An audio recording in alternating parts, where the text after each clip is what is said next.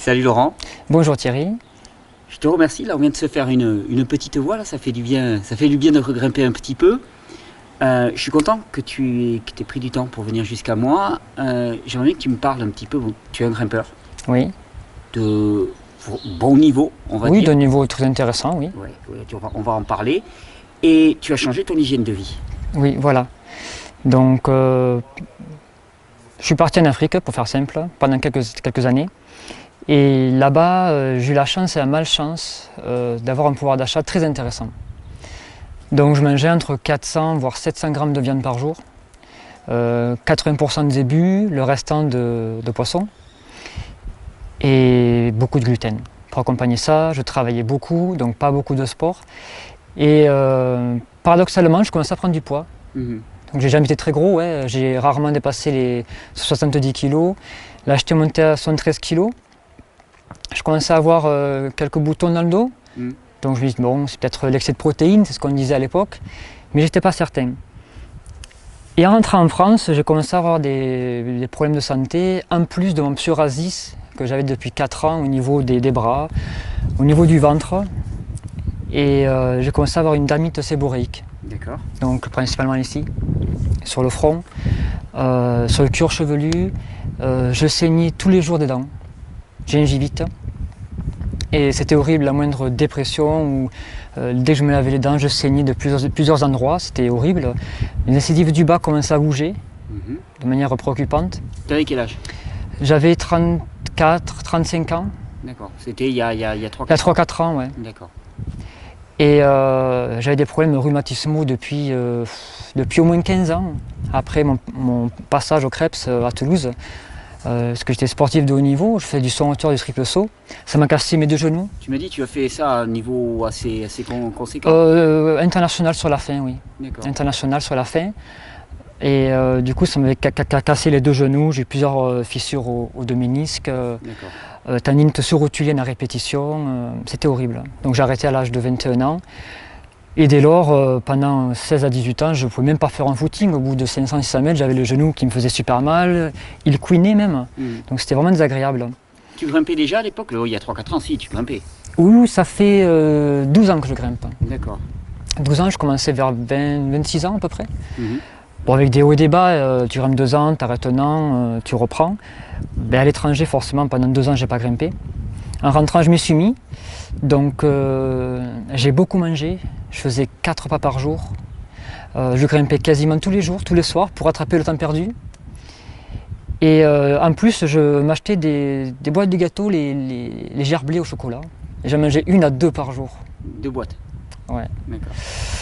Et j'ai l'impression que mon corps, je ne sais pas si c'est juste de dire ça, il métabolisait vite. On m'a dit ton foie, il marche très très bien, il va Oui. très très vite. Oui, tu n'as pas trop souffert de ces excès. Non, mais je sentais qu'il fallait que je mange tout le temps. J'avais tout le temps faim. C'est comme si mon corps était une véritable usine à calories. Mhm. Je mangeais et il gardait tout. Et j'avais de la patate, l'énergie pour faire du sport. J'ai démarré par un travail très physique en plus. Donc après le travail physique, j'ai enchaîné avec l'escalade. Donc 8 heures de boulot physique, après 2 à 3 heures d'escalade physique, je rentrais tard le soir, donc il fallait vraiment que je mange beaucoup. Et mes problèmes ont commencé à s'exacerber, et pourtant ça faisait à peu près 6 ou 7 ans que je mangeais bio déjà, hein. Mhm. Mais ça ne suffisait pas. Du coup je ne comprenais pas, j'étais malade, je mangeais bio, je pensais tout faire bien, je faisais du sport. Et c'était ailleurs. Parce que je commençais à me déminéraliser, mes dents commençaient à bouger, je saignais tout le temps, mes problèmes de peau devenaient de plus en plus récurrents, je mettais de la crème, ça ne marchait pas, de l'huile, ça ne marchait pas. Et après, un jour, je vais sur le net et je tombe sur tes vidéos. Donc ça m'a fait rigoler parce que je vois une vidéo où tu parles du foie, comment le booster justement avec du chardon-marie, avec un chardon, je trouve ça assez étrange. Et après j'ai enchaîné avec libérer vos intestins et là ça m'a parlé. Tu as dit des mots qui ont fait tilt, qui m'ont parlé, donc j'ai pris pas mal de notes. Parce que je suis cartésien, moi je veux tout vérifier, je crois personne. Hein. Et pendant 2-3 semaines, j'ai vérifié ce que tu me disais, enfin, ce que tu disais lors de tes passages.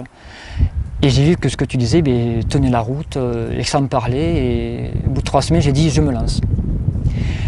Bon, je suis allé un peu fort, hein, donc je peux en parler. J'ai mangé que des fruits, que des légumes, on va dire à 90% crus. J'ai gardé que le pain. Et par contre, aucun oléagineux, arrêt de la viande et des laitages. Donc sur les 2-3 mois, j'ai perdu 6 kilos. Donc je n'étais pas très gros déjà, donc j'étais un peu moins gros, on va dire. Donc, après, j'ai pas eu trop de conséquences, à part un regain d'énergie. Ça, je me sentais super bien. En escalade, tu as vu la différence? En escalade, je l'ai vu tout de suite. Tu es passé de quel niveau à quel niveau? Déjà, du coup, j'ai perdu un peu de poids, du coup, j'étais beaucoup plus à l'aise. Moi, je faisais des voies qui faisaient entre 30 et 40 mètres. Du coup, c'est un effort qui est très très long. Il faut maintenir une performance physique de résistance assez longtemps. Et donc là, du coup, j'étais au niveau 7C plus 8A. Et donc, je suis monté jusqu'à 8A plus. Et à la fin, je suis monté jusqu'à 8B quand j'ai repris du poids ensuite. D'accord. Ouais, quand on commence à passer le 8, c'est bon, en escalade, ça commence quand même à être sérieux. Oui, tout à fait. Quand on a le 8, il y a quelques années derrière nous, il faut faire beaucoup de traction, faire beaucoup d'entraînement. Ça ne se fait pas comme ça du jour au lendemain. Oui. Et du coup, donc, j'ai vu cette amélioration-là. Un peu plus tard, 3 mois plus tard, j'ai arrêté le gluten. Et là, là j'ai eu des céphalées pendant 2-3 semaines, des tremblements. J'ai eu également des pertes d'équilibre qui m'ont un peu inquiété au début. Mais ça, je l'avais lu sur des forums, je l'avais lu, donc je savais que ça m'arriverait. Donc j'étais pas inquiet de savoir que la transition se faisait. Par contre, ce qui m'a fait bizarre, c'est que je faisais des jus quasiment tous les jours, le matin, et j'allais uriner entre 8 et 12, voire 15 fois dans les 3 heures, voire les 4 heures. Du coup, je ne savais pas comment le prendre au départ. Je me suis dit, mais est-ce que je me déminéralise encore plus? Qu'est-ce qui se passe? Est-ce que c'est pas bon? Énormément d'œdème qui étaient présents dans le corps. C'est ce que je me suis dit. J'élimine un maximum. Ouais. D'ailleurs, de toute façon, si tu mesures tes volumes d'urine à ce moment-là, tu te rends compte que tu urines beaucoup plus que ce que tu avales. Donc, ça. Même si tu fais le poids en eau de tes légumes, de tes fruits et des jus que tu prends, tu regardes, il y a un différentiel qui prouve que c'est vraiment, tu es en train de te vider de ton eau, de tout l'œdème qui est à la résiduel permanent. Du coup, j'étais un peu inquiet, mais je me disais, non, je fais confiance. Je sais que c'est une voie qui est très intéressante, et même c'est ma voie, et j'y déroge pas. Alors au boulot, j'avais la chance que Tolède n'était pas très loin, du coup je pouvais y aller assez facilement, mais je pense que dans un autre cas, ça aurait été plus compliqué. Et alors pour la dermite séborrhéique, quelque chose comme ça, ça a évolué comment? En 2 mois, j'avais plus rien. En 2 mois, j'avais plus rien. Psoriasis? Psoriasis, ouais, 2-3 mois. Okay. Les plaques sont parties, même au ventre, j'en avais au ventre. C'était disgracieux, c'est pas... Même au travail, c'est pas agréable. Quand j'avais des grosses plaques toutes rouges, violacées, là, je disais, ah non, j'ai pris une crème, j'ai fait une allergie. Mais bon, je ne pouvais pas dire ça toutes les semaines. Donc c'est pas agréable. Ah non, c'est parti très vite. Et rien que ça, c'était un bonheur. Parce que le physique, c'est ce qu'on regarde. Le visage, on le voit en permanence. Quand tu es dans la rue, quand tu es au travail, on te regarde. Tu ne peux pas marcher comme ça. Et moi, ça me faisait de la peine. Et rien que ça, de voir que la dermite, le psoriasis sont partis très rapidement, je me suis dit, mais c'est gagné, quoi. Je ne peux pas revenir en arrière, je ne peux pas remanger des céréales. Je ne suis pas graminovore, je ne peux pas remanger du lait. C'est pas possible. Et en plus de notre animal, c'est pas normal. Alors ce qui est marrant dans ton témoignage, ce qui me fait rigoler, c'est que j'ai plusieurs fois entendu dire, oui Thierry, quand il fait des vidéos, il s'adresse juste à des obèses malades. Ah. Et la preuve en est qu'on peut être très sportif et quand même malade et intéressé par les vidéos et y gagner beaucoup. Ce qui m'intéressait beaucoup dans ton témoignage, c'est que tu avais un très bon niveau en sport et malgré tout, tu avais des dysfonctionnements au niveau corporel, on va dire, qui étaient quand même sérieusement handicapants. Moi, mes émonctoires, c'était la peau. Ouais. Moi, c'est la peau, donc tout passait par la peau. Donc le corps me parlait me disant, arrête, tu vas trop loin. Donc il me faisait avoir des maladies de peau en permanence. Et aussi au niveau de... Ma langue, elle était blanche. Ouais. J'avais un candidat, quand j'ai fait le test du salivotest, c'est tombé en 1 minute. La spirale est tombée en bas tout de suite, ça m'a inquiété. Alors que maintenant, j'ai une langue toute rose, c'est super. Ok, donc là, ça fait combien de temps que tu as fait ce changement alimentaire globalement? Là, ça fait 1 an et demi. 1 an et demi. Tu as vu une amélioration constante, comment ça s'est passé? Alors, plusieurs mois plus tard, en me renseignant, c'est toujours la quête de vouloir faire bien, hein, je me rends compte qu'il me manquait de la B12. Qui manquait la vitamine D, parce que bon, certes le soleil nous donne la D3, mais par rapport à notre hémisphère, on ne l'a que 6 mois par an, et encore, il faut s'exposer tous les jours, au moins 20 minutes, ce qui n'est pas toujours facile. Du coup, je me suis dit, je ne veux pas de carence, je veux vivre longtemps, vivre bien, en bonne santé, faire du sport toute ma vie, modérément, mais je ne veux pas de carence. Et donc, je me suis dit, il faut que je mange de la viande crue. Comme ça, j'ai la B12, j'ai la vitamine D. Et du coup, j'ai commencé à manger du hareng, du poisson, du saucisson aussi. Et là, Aveyronais? oui, à Véronique, bien sûr. Parce que l'accent ne trompe pas. Mais du coup, là, j'ai retrouvé les gaz nauséabonds, des putréfactions. Bon, parce que les fruits et légumes, si on ne fait pas de mauvaises associations avec des oléagineux, en général, il n'y a pas trop de problème. Il n'y a pas de problème. Voilà. Si on ne mélange pas les bananes avec des oléagineux, ça va. Moi, justement, je le mange séparément, comme ça, j'ai pas de souci. Et bien là, justement, c'était désagréable. Mais je me disais, c'est pour mon bien. Du coup, je le mangeais séparément. Mais je sentais que ce n'était pas non plus idéal. Et petit à petit, je me rendais compte que cette viande, je voulais m'en passer finalement. Et c'est là que j'ai eu la chance de recueillir 6 poules. D'accord. 6 poules. Donc heureusement, j'ai un grand terrain. Hein. Donc j'ai pu leur concéder 2500 mètres. Donc pour 6 poules, elles sont vraiment... Elles ont de la place. Elles ont de la place, il n'y a pas de problème, elles ne sont pas exploitées. Et c'est là que je me suis tourné sur les graines de lin, parce que je voulais leur donner le meilleur. Donc des graines bio forcément, des bonnes céréales. Et des graines de lin pour moi et pour ma femme. Et j'ai commencé à en donner aux poules et c'est là que je me suis renseigné. Et c'est là que j'ai vu que les oméga 3, donc il y en a 3, le ALA, EPA et DHA, si le ALA, elles en ont trop, mais les poules, via leur foie, arrivent à synthétiser le EPA, le DHA, beaucoup mieux que l'homme, qui lui, c'est que de 3 à 7% maximum par jour. Donc la poule a cette faculté que nous, on n'a pas. Et on arrive à en retrouver des quantités, mais vraiment très conséquentes. Juste 2 œufs par jour suffisent pour avoir la quantité d'oméga 3, ALA, EPA et DHA nécessaires pour le bon fonctionnement et le développement donc du cerveau, de la rétine, des nerfs et du cœur. Et donc je me suis dit, voilà, j'arrête la viande. Occasionnellement, pourquoi pas, mais j'y tiens pas trop. Mais par contre, je mange mon œuf ou mes 2 œufs par jour. Si je n'ai pas, je ne mange pas, c'est pas grave, hein, c'est pas un problème. Mais du coup, j'aime bien manger mes petits œufs comme ça, au grain de lait.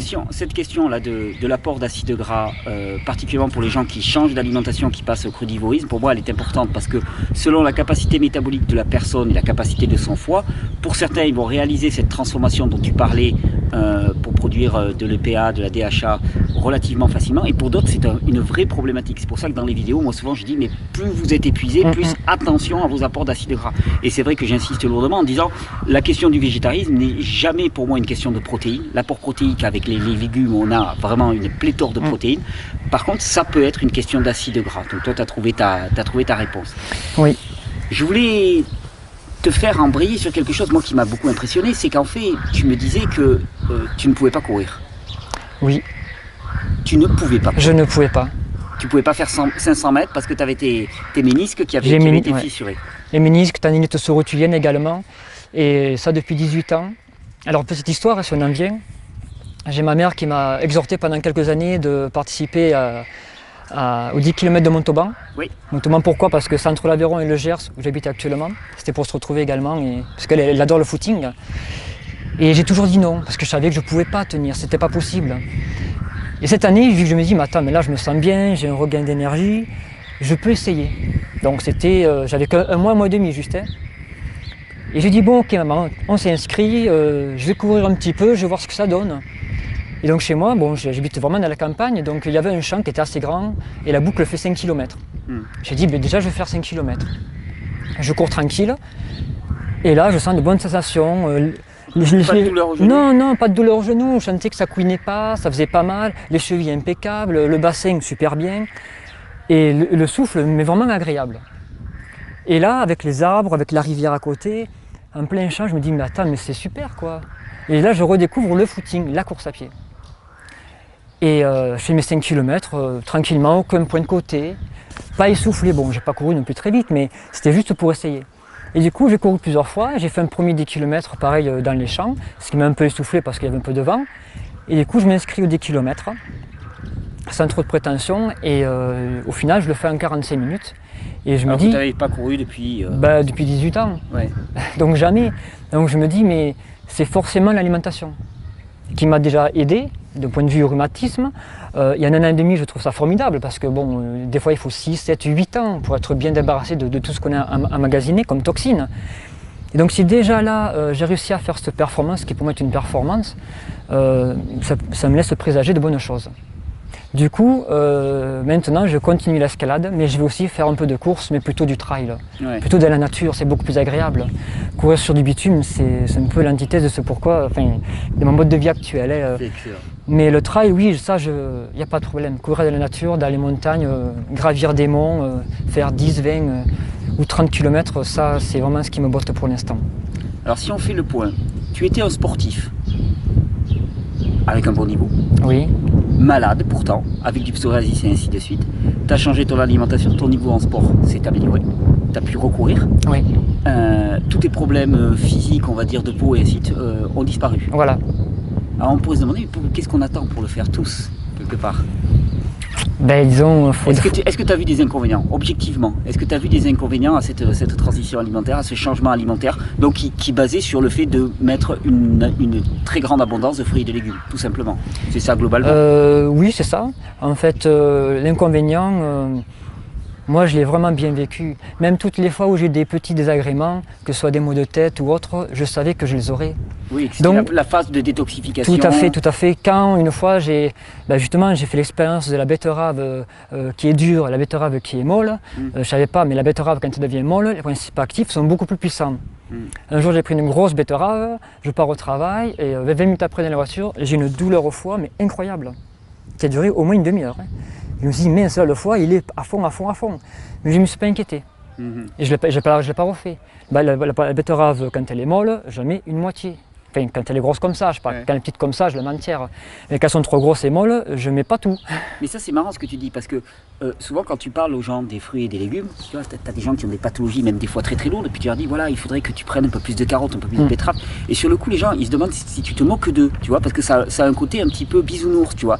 Mais moi, je leur dis, attendez, avec une betterave, vous pouvez amener à des détoxifications au niveau du foie que vous n'imaginez même pas, qui vont vous mettre par terre. Donc, allez-y doucement. Il n'y a pas plus concentré, pas plus actif que les principes actifs qu'on va trouver dans les fruits et les légumes. Et souvent, on a l'impression que la force, elle est du côté des médicaments, des petites pilules blanches, des chimiothérapies et tout. J'ai dit, non mais attendez, en pariant sur le côté naturel, en pariant sur les fruits et les légumes, vous avez accès à la réserve de micronutriments et de principes actifs la plus extraordinaire qui soit. Et c'est là qu'est la force. C'est là qu'est la force pour aider le corps à se détoxifier. Eh bien, tu vois, dû à ça, parce qu'à cette époque-là, on avait un petit jardin. Quand on a commencé à passer sur le cru, on avait un petit jardin. Du coup, on est parti dans le Gers pour avoir un grand terrain, donc 6000 mètres. Et donc nous pratiquons la permaculture, que tu revendiques souvent, et tu as bien raison.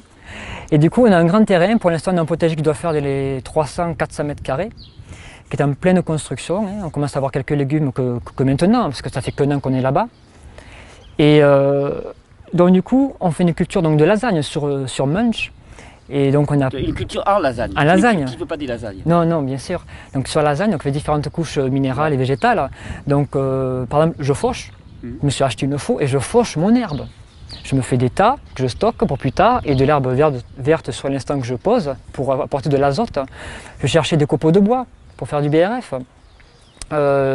J'ai créé une mare il n'y a pas longtemps, je vais en créer une deuxième là pour récupérer l'eau. Je mettrai des poissons également pour enlever toutes les larves, dont celles des moustiques par exemple.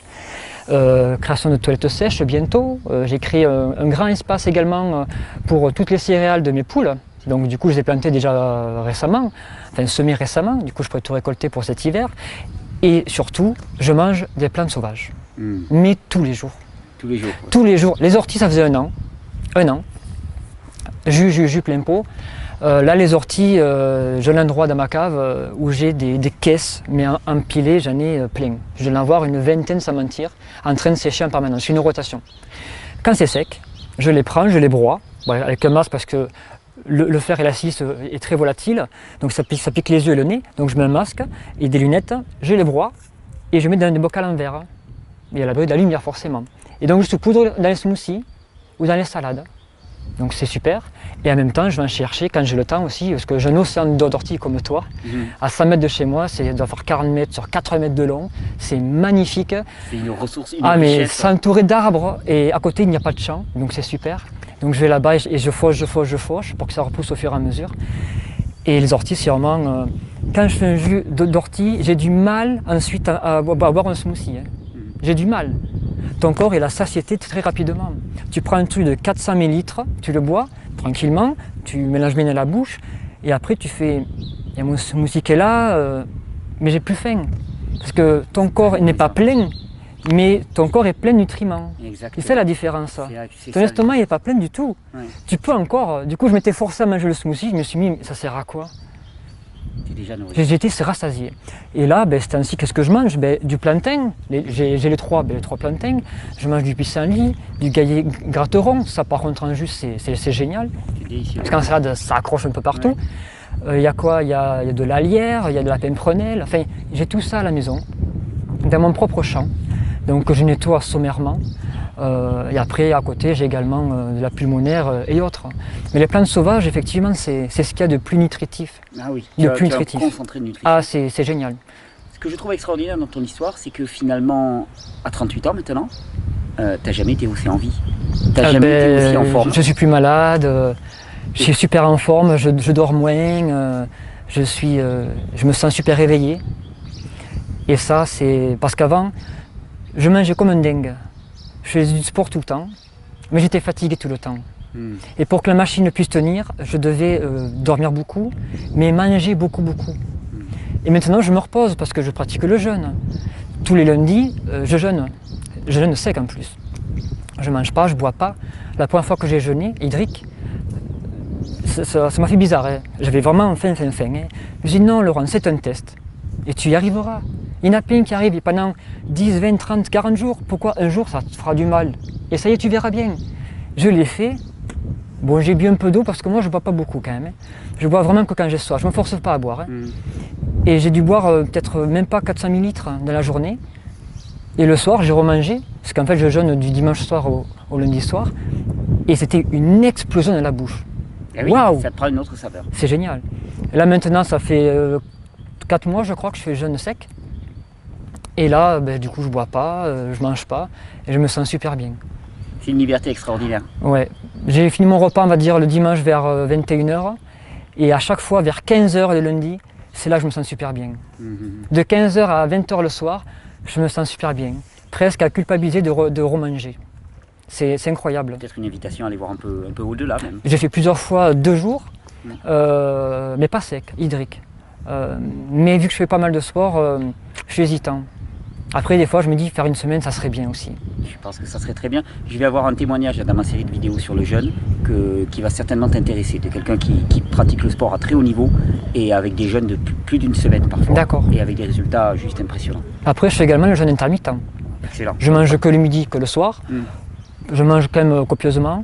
Mais bon, c'est quasiment le midi, c'est quasiment que des fruits, ou un petit jus et des fruits. Et après, le soir, quand je rentre à la maison, c'est là que je mange mes œufs, quelques oléagineux. Et après, donc 2-3 heures plus tard, quand ma femme arrive, parce qu'elle arrive plus tardivement, c'est là que je mange le repas avec elle. Donc là, par contre, c'est beaucoup de légumes, ouais. Beaucoup des grosses crudités avec plein de plantes sauvages. C'est un peu ma journée type, ça. Voilà. Laurent, je te remercie vraiment. Je te remercie aussi pour le plaisir parce que tu m'as permis de retrouver les voies et un peu le calcaire du Goulet-Rousse. Voilà. Un beau pays catalan, un beau pays cathare catalan. Je te remercie. Très vraiment. beau paysage. Hein. Ouais, c'est très beau. Je te remercie vraiment pour ce témoignage. Je pense que ça va apporter beaucoup de motivation et dire aux gens, finalement, essayez quoi. Parce que finalement, pour toi, il n'y a eu que du positif. Ah mais moi, c'est que du bonheur. Moi, il n'y a pas de retour en arrière possible. C'est vraiment du cru maintenant toute ma vie. Hein. Là, c'est certain. Merci Laurent. Merci Thierry. Merci. Bonne journée à vous.